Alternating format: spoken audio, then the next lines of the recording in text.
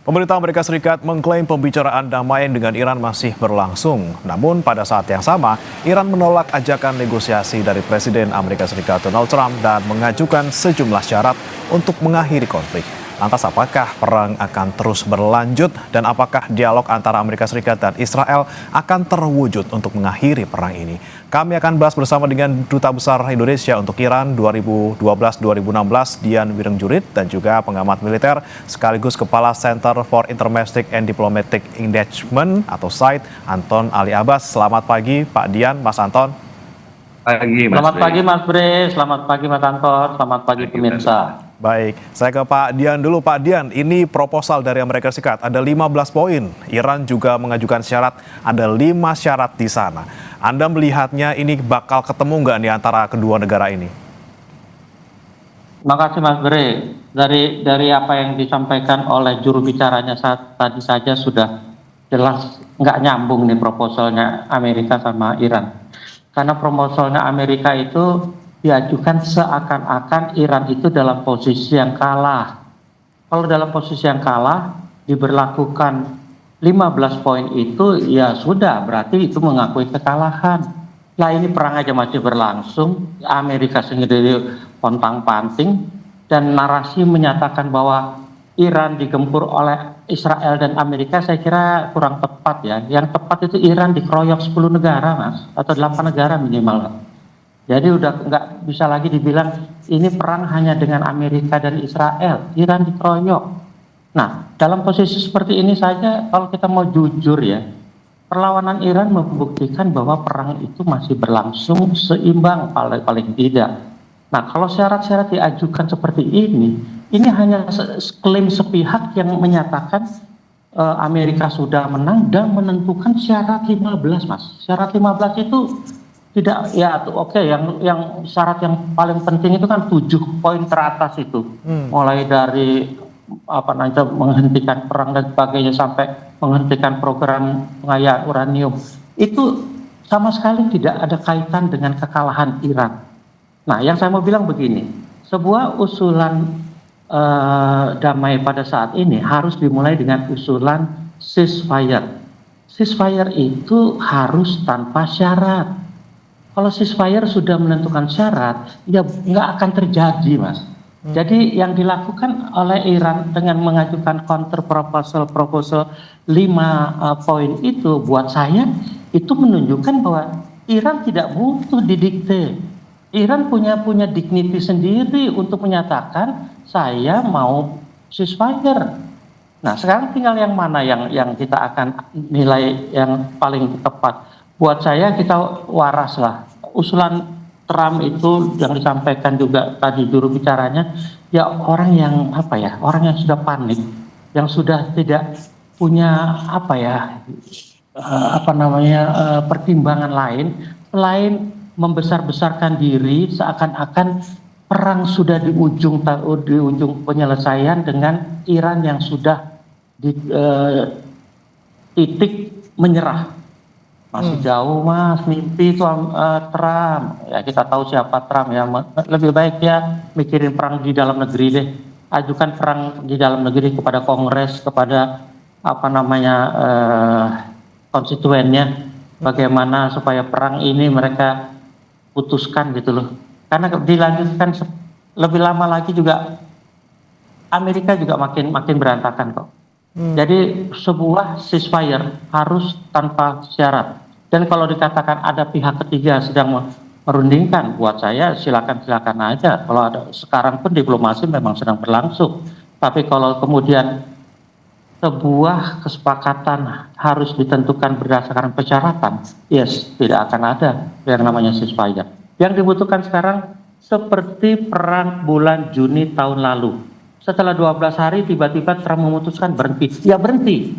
Nah, paling tidak jeda itulah yang menentukan perkembangan berikutnya. Nah, butir pertama coba dari usulan Trump. Ceasefire dalam waktu 1 bulan. Tapi yang ditentukan syarat-syarat itu yang mengikat seumur hidup hakikat kehidupan atau program nuklirnya Iran. Dan kehidupan masyarakatnya. Buat saya sama sekali di luar akal sehat lah seperti kelakuannya Trump yang selalu memang ya dia sendiri memang tidak sehat. Terima kasih. Oke, jadi memang dari poin-poinnya dari poin pertama pun tadi ya soal penghentian senjata nuklir ini tidak masuk akal gitu. Tapi apakah kemudian nanti akan ada kemungkinan gitu Pak Dian dengan mungkin ada pihak ketiga misalnya Pakistan di sana, kemudian dari Amerika Serikat maupun Israel ini bisa Amerika Serikat maupun Iran ini bisa saling menyamakan poin-poin yang sekiranya bisa ketemu di tengah gitu Pak. Eh, kalau benar didasarkan mediasi, peran mediator itu sekarang itu bukan hanya oleh Pakistan, Mas. Turki itu juga berperan, Mesir itu berperan, negara-negara 6 negara Teluk sendiri yang masyarakatnya sudah menentang perang ini karena bukan perang mereka, itu juga sudah mendesak masing-masing pemerintahannya untuk mulai menjajaki ceasefire minimal. Nah, artinya bukan hanya satu pihak. Nah, kalau satu pihak ini katakan mengupayakan ceasefire, buat saya dia harus menempatkan diri seimbang. Dalam hal ini dikatakan Pakistan sedang mengupayakan. Oke, silakan saja karena Pakistan dalam kondisi saat ini memang sedang dekat dengan Amerika, tapi sejauh ini tidak pernah ada masalah dengan Pakistan, khususnya karena mereka punya sama-sama masalah di Balochistan yang menghadapi separatis Balochistan itu. Jadi Pakistan punya leverage. Sementara Turki selama ini tidak berhenti juga untuk melakukannya karena dia adalah anggota NATO, tetapi juga sangat dekat dengan Iran dalam berbagai kebijakannya. Sementara Mesir juga kita tahu di Gaza sangat berperan, dan dalam konteks dengan perang Iran Israel juga dia punya hubungan diplomatik dengan Israel sehingga dan dekat dengan Iran dalam konteks Gaza sehingga dia punya leverage. Semua pemain yang mediator yang melakukan upaya ceasefire ini semua punya leverage. Tinggal mana yang lebih didengar. Nah, untuk mencapai sebuah ceasefire yang dibutuhkan saat ini adalah ceasefire mau sebulan kata juru bicaranya Trump segala macam, mau seminggu kayak mau 2 bulan kayak itu tidak bisa dilakukan dengan menetapkan syarat, harus tanpa syarat itu saja. Kalau selama masih ada syarat, Iran berhak mengeluarkan syarat counternya. Oke, 3 negara itu ya bisa jadi penengah, Mesir, Turki dan juga Pakistan, tapi lagi-lagi dari 2 pihak ini harus tidak mengajukan syarat untuk bisa ceasefire. Saya ke Mas Anton. Mas Anton, apakah Anda setuju tadi mungkin dari pernyataan Pak Dian bahwa Amerika Serikat sekarang lagi kepepet gitu atau mungkin lagi panik dengan keadaan seperti ini, kemudian dia tadi mengajukan proposal untuk bisa mengakhiri ini semua dengan 15 poin, atau justru ini adalah apa ya, seperti strategi berikutnya yang akan disiapkan untuk Amerika Serikat kembali gitu ya dalam konflik ini? Ya, Mas Bre, pertama memang upaya untuk diplomasi dan penyelesaian damai memang tetap dilakukan sekalipun para pihak yang bertikai selalu membantah itu satu. Yang kedua, apakah posisi Amerika Serikat terpojok atau tidak gitu ya. Ini nanti sebenarnya kita bisa lihat itu dari siapa yang akan duduk sebagai negosiator. Kenapa? Karena Iran itu kan sudah menolak untuk bernegosiasi dengan negosiator yang lama dari Amerika Serikat, Steve Witkoff dan Kushner. Dan Iran kalau misalnya dalam percakapan di sejumlah media yang dikutip itu meminta Wapres Vance yang ikut terlibat. Kalau Amerika kemudian menunjuk Wapres dan dengan artinya dia mengikuti apa mau dari Iran, itu menunjukkan bahwa posisi Amerika sekarang sudah lebih didikte oleh Iran, gitu ya. Itu indikator yang dulu yang pertama.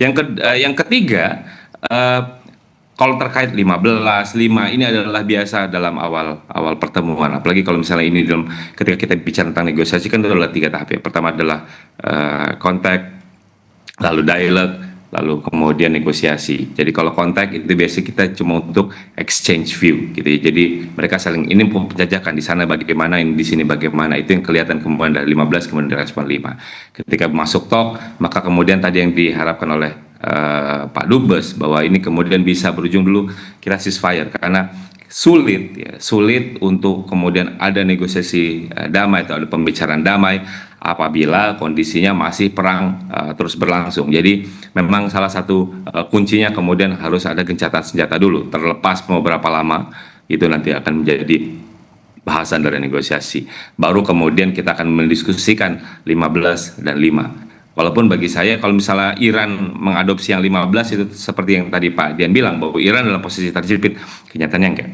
Gitu. Iran enggak jadi posisi terjepit. Kenapa? Karena mereka kemudian bisa mengontrol Hormuz. Justru 5 ini menjadi menarik tawaran Iran. Iran itu kan sebenarnya kalau misalnya dilihat dari 5 itu kan kita bisa bagi-bagi ya. Yang 2 pertama adalah ketika dia minta ini serangan harus berhenti dan tidak ada jaminan untuk tidak ada serangan berulang di masa depan, itu adalah sebuah prasyarat utama. Jadi ini adalah syarat dasar yang bagi Iran gitu. Ini yang utamanya. Lalu kemudian kedua adalah materi negosiasinya.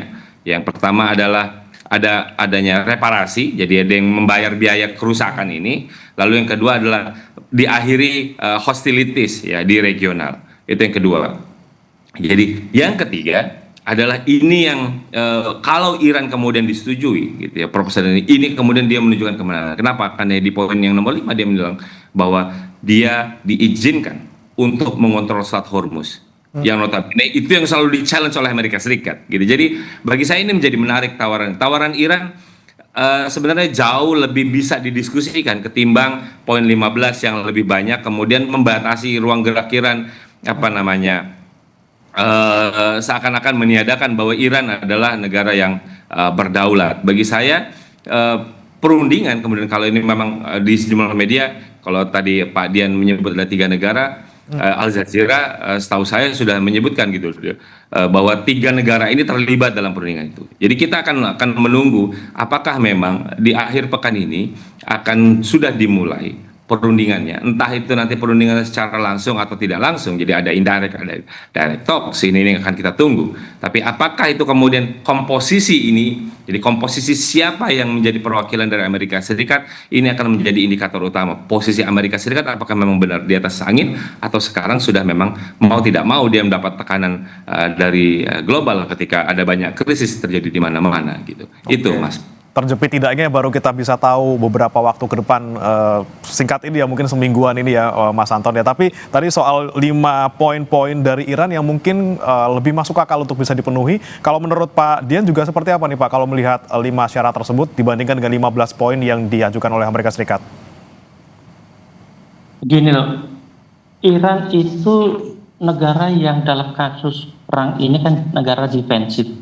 Negara yang defensif itu lebih bisa mengajukan persyaratan yang sebenarnya lebih mudah diterima daripada mendikte. Kalau syaratnya Amerika tadi seperti juga Mas Anton kita sepakat bahwa yang namanya 15 poinnya Amerika itu adalah syarat yang menunjukkan sebuah negara sudah kalah sehingga harus kalau perundingan damai itu diterima, usulan itu diterima, itu sudah merupakan pernyataan kekalahan. Tidak mungkin dilakukan oleh Iran. Makanya Mas Anton tadi sudah betul menyatakan yang pertama itu bahwa memang yang dibutuhkan adalah penghentian perang dulu. Kita sepakat juga dalam hal ini. Ya kalau menurut saya begini loh, selain tanpa syarat untuk menghentikan seperti yang bulan Juni tahun lalu, buat saya nggak usahlah dalam kondisi seperti ini. Timnya Trump itu gembar-gembor, apalagi juru bicaranya tadi sudah menyatakan Iran sudah defeated atau sudah kalah, nggak perlulah mengucapkan itu. Maksud saya begini loh, kalau memang punya niat benar untuk mencapai sebuah kesepakatan ceasefire, gencatan senjata, mau berapa lama, tidak usah dilakukan konferensi pers seperti ini yang menyatakan sebuah pihak sudah kalah. Itu sudah merupakan pelecehan buat memulai sebuah perundingan. Mendingan begini kalau saya bilang, tapi mungkin akan susah diterima oleh Amerika nih. Trump mbok ya, bahasa Urdunya tuh mbok ya gitu ya. Mestinya Trump ya udah diem, bilang Israel yuk kita stop seperti perang bulan Juni. Itu lebih kondusif buat membuka sebuah dialog, mau itu lewat mediasi siapapun, itu lebih kondusif daripada menunjukkan keinginan untuk berdialog, untuk memulai sebuah sebuah perundingan, tapi dengan pernyataan yang menunjukkan kemenangan sepihak gitu loh, nggak akan jalan. Jadi kalau mau jujur, siapapun yang mungkin mendengar acara kita ini, sampaikan kepada si Trump, nggak usah gembar-gembor, diem, bilang Israel, bilang anak Arab yang royok itu, yuk kita jeda dulu, udah selesai seperti itu. Disitulah negosiasinya baru dimulai. Tapi sulit nih Pak Dian, kan Amerika Serikat segengsi itu. Saya mau tanya ke Mas Anton, ini kalau misalnya betul Trump bisa dikontrol seperti itu untuk narasinya, apakah kemudian tadi negosiasi dan juga kesepakatan juga bisa lebih mudah untuk terwujud dibandingkan selalu nih narasinya dikeluarkan selalu kontroversial, selalu berlawanan dengan apa yang disebutkan sebelumnya. Gimana Mas Anton? Ya, memang Mas Bre, di satu sisi Trump ini menerapkan strategi ambiguity. Jadi dia jadi ambiguitas, ada inkonsistensi, itu merupakan bagian dari strateginya. Yang memang harus kita cermati adalah apa yang dia lakukan. Jadi apa yang dilakukan dalam hal ini adalah pergerakan apa yang dilakukan. Jadi kan ketika di satu sisi dia bilang Amerika sudah menang, Iran sudah kalah gitu ya. Lalu ngomong tentang negosiasi, tapi ada pergeseran pasukan, gitu ya. Gitu. Jadi ya, yang kita harus cermati memang apa yang dilakukan tadi, ada pergeseran apa, gitu. Jadi kita kan juga masih menerka-nerka, apakah memang misalnya Amerika Serikat akan jadi untuk melakukan serangan darat ke Iran. Di situ ada marinir, di situ ada airborne, misalnya sudah mulai digeser ke situ. Apakah memang untuk mereka untuk mempersiapkan itu atau tidak? Nah ini kan yang kita masih nunggu. Jadi memang Trump ini menerapkan strategi ambiguitas. Walaupun saya tetap masih dalam keyakinan saya bahwa Trump itu adalah orang yang rasional. Gitu. Problemnya hari ini adalah kita itu tidak pernah tahu sebenarnya rencana yang jelas terkait serangan mereka ke Iran. Kenapa saya bilang kita nggak tahu? Karena satu, strategic objektif dari perang ini nggak berganti-ganti. Mulai dari dismantlingnya nuclear facilities, lalu mengalahkan militer, membunuh dan lain-lain, mengganti rezim dan lain-lain. Itu selalu berganti-ganti. Sehingga kalau misalnya kita mau take list, apakah mereka sudah berhasil atau tidak berhasil, ini yang kita masih tebak-tebak. Apakah mereka berhasil untuk melumpuhkan militer misalnya? Sampai hari ini Iran masih mampu. Gitu. Itu yang selalu berulang-ulang di klaimnya, tapi Iran sampai sekarang masih mampu untuk melakukan perlawanan. Dan ketika kita bicara tentang perang asimetris kan kuncinya adalah endurance. Nah itu ditunjukkan oleh Iran, endurance gitu. Jadi ini yang menjadi menarik, bahwa kemudian apa yang disampaikan oleh Amerika Serikat itu kemudian dibantah sendiri dengan kenyataan gitu. Ini yang memang kalau Pak Dian capek nih ngelihatnya nih, ulah dari pendukungnya Trump ini beda-beda, terus kemudian omongnya sangat besar, tapi ya mereka akan tetap ya kan, karena kami adalah negara besar, jadi mereka menunjukkan gestur itu gitu. Tapi ketika kita bicara tentang negosiasi, yang penting adalah goodwill gesturnya. Ini sebenarnya itikat baiknya ada enggak? Ini yang kita masih tunggu gitu. Jadi kita lihat sepanjang Amerika masih tetap melakukan serangan, lalu kemudian tidak bisa untuk dalam beberapa saat untuk melakukan gencatan senjata, gitu. Ini sulit gitu untuk perundingan entah itu nanti berjalan mau di belakang layar, mau secara langsung tidak langsung. Kalau tidak ada gencatan senjatanya kenapa menjadi sulit? Karena Iran itu sangat tidak percaya pada Amerika Serikat. Itu problemnya. Perundingan akan bisa terlaksana kalau kepercayaan itu bisa perlahan-lahan dibangun, dan sampai saat ini masih pada level terendah.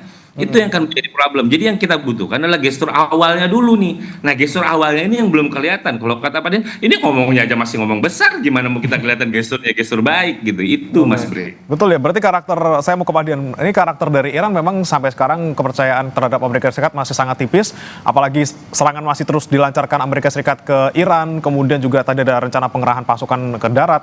Anda melihat Iran ini siap juga nggak untuk melihat bahwa sebenarnya tidak ada negosiasi loh yang ingin dibuat oleh Amerika Serikat? Terima kasih Mas Bre. Begini, betul tadi Mas Anton tuh. Kita menunggu semua sikap Amerika. Dalam bahasa Mas Anton tadi gesture-nya Amerika. Selama ini Iran sudah 2 kali ditipu mentah-mentah. Yaitu bulan Juni perang 12 hari dan saat ini.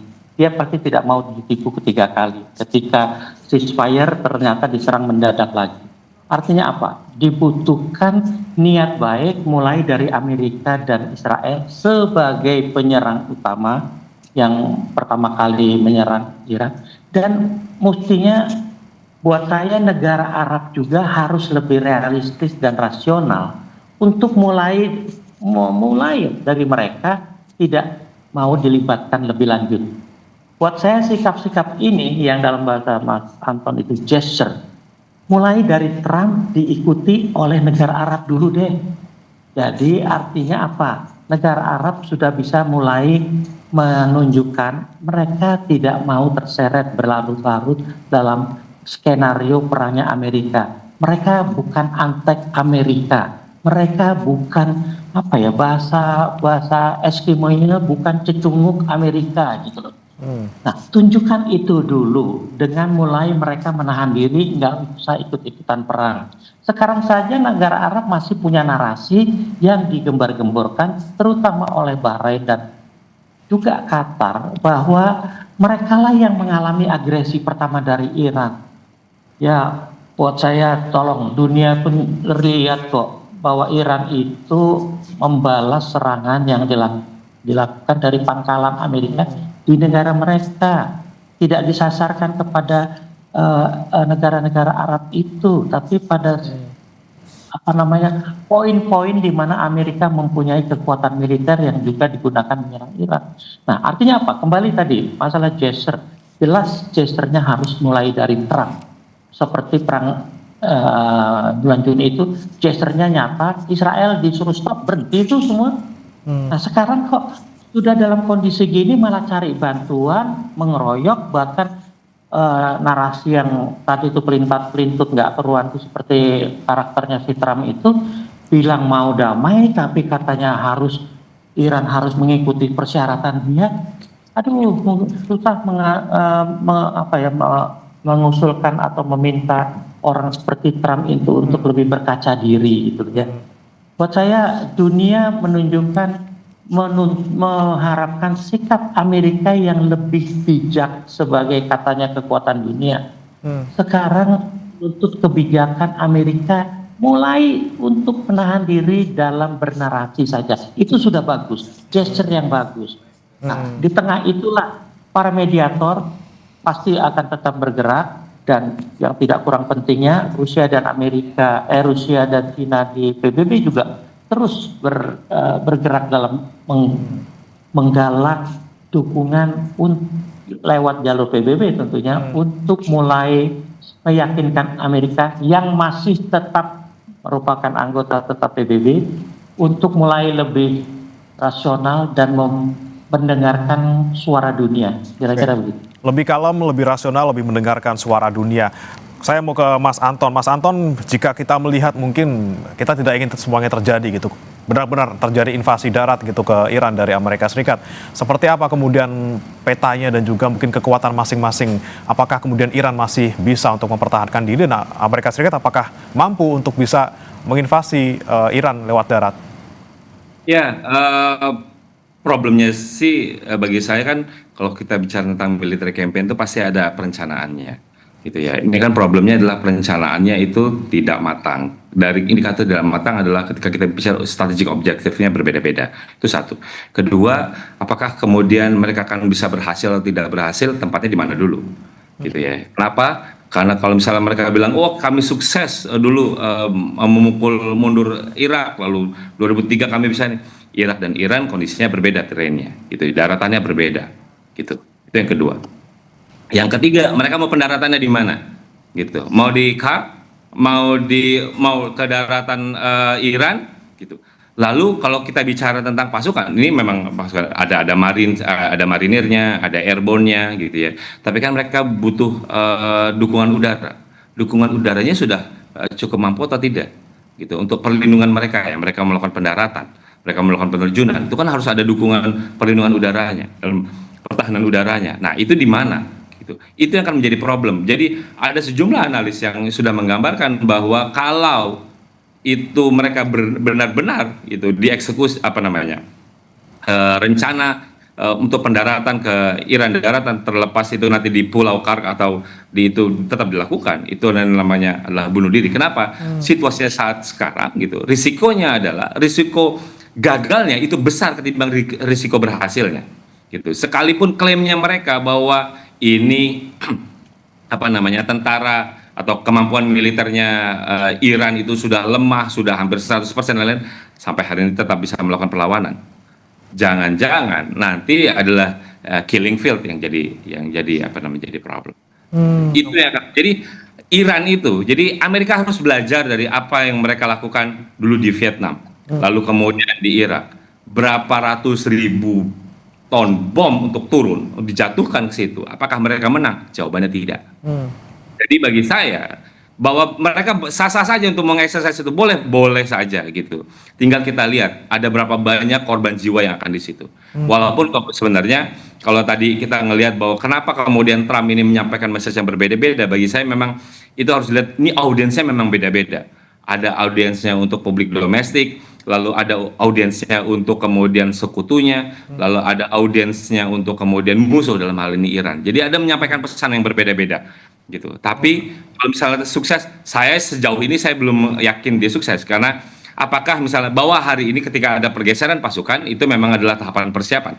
Tapi kemudian kita harus menunggu karena mereka tidak hanya bisa berhenti pada pasukan yang tertempur saja, mereka akan butuh tadi bantuan tempurnya. Ada kesehatannya, logistiknya dan lain-lain, itu sudah dilakukan semua atau belum? Baru kan kita, oh ya ini memang untuk perencanaan. Walaupun misalnya Trump itu memang yang harus kita lihat kan tadi pergerakannya, apa yang terjadi di Venezuela, lalu kita juga bisa bandingkan apa yang terjadi di Greenland, kan itu beda-beda. Gitu. Jadi kalau cerita di Venezuela memang sudah ada pergerakan pasukan, ada omongan, jadi memang sejalan. Tapi cerita tentang Greenland hanya ada omongan, tidak ada pergerakan pasukan, tidak jalan. Gitu. Ini yang kemudian kita lihat, apakah kemudian pergerakan pasukan ini diikuti dengan pasukan-pasukan yang lain untuk dukungan tempurnya. Karena kalau misalnya cuma untuk pasukan tempur, itu artinya adalah Amerika membuka risiko yang jauh lebih besar untuk kehilangan pasukannya. Oke. Itu, Mas. Baik, Pak Dian, kalau Anda melihat mungkin tadi boleh saya tambahkan nggak? Ya, silakan Pak. Ini soal tadi kemungkinan invasi darat dari Amerika Serikat ke Iran seperti apa? Udah, saya sepakat sama Mas Anton, bunuh diri itu ya. Karena belajar mestinya Mas Anton menyebutkan perang Vietnam, saya tambahkan perang Iran-Irak. Di mana waktu itu tahun 80 Iran dalam kondisi dianggap lemah. Diserang oleh Irak dengan harapan akan dapat ditundukkan dengan mudah. Tapi siap orang pun tahu di belakang Irak pada saat itu Amerika pun ikut cawe-cawe jelas. Dan ternyata salah perhitungan juga. Pertama, kedua, di Afghanistan melawan Taliban. Taliban itu dibentuk oleh dia sendiri untuk menghadapi Uni Soviet sebelumnya. Ternyata berbalik melawan Amerika dan berapa tahun, hampir 10 tahun mungkin melawan Taliban di Afghanistan juga tidak mampu. Padahal di Afghanistan itu secara militer tidak imbang. Taliban persenjataannya peninggalan Uni Soviet yang kuno. Sementara Amerika dengan ISAF-nya itu dengan kekuatan koalisi yang juga modern senjatanya bisa menggunakan jalur darat dari Syria dan sebagainya itu juga tidak mampu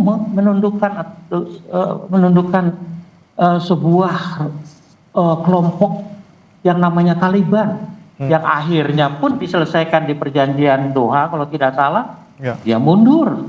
Nah, artinya apa? Mestinya Amerika belajar dari seperti itu ya. Artinya perhitungan militernya dia itu perhitungan militer yang mungkin paradigmanya sudah tidak berlaku. Nah, dalam konteks Iran tadi, apa mungkin mereka mengerahkan tank? Apa hanya pasukan darat? Bagaimana pendaratannya? Tadi disebutkan Mas Anton di Pulau Hark. Pulau Hark itu pulau kecil, dia mendarat di situ. Iran pun dengan mudah memblokade selat di antara Pulau Hark sama daratan. Oke, tentunya kita tidak inginkan ya Pak Dian dengan tadi mungkin kemungkinan yang akan dialami oleh Amerika Serikat, kerugian-kerugian yang mungkin akan dialami mereka, dan kita harapkan semoga kedepannya ini kita lihat beberapa waktu ke depan apakah memang negosiasi ini benar-benar terjadi baik secara langsung atau tidak, Jangan sampai negosiasinya berakhir seperti tahun 2025 yang ternyata dalam tanda kutip ini hanya tipu-tipu dari Amerika Serikat. Terima kasih Pak Dian Wirengjurit, Dubes Indonesia untuk Iran 2012-2016 dan juga Mas Anton Ali Abbas, pengamat militer sekaligus Kepala Center for Intermediate and Diplomatic Engagement, sudah bergabung bersama kami di Sapa Indonesia Pagi. Selamat pagi Pak Dian, Mas Anton.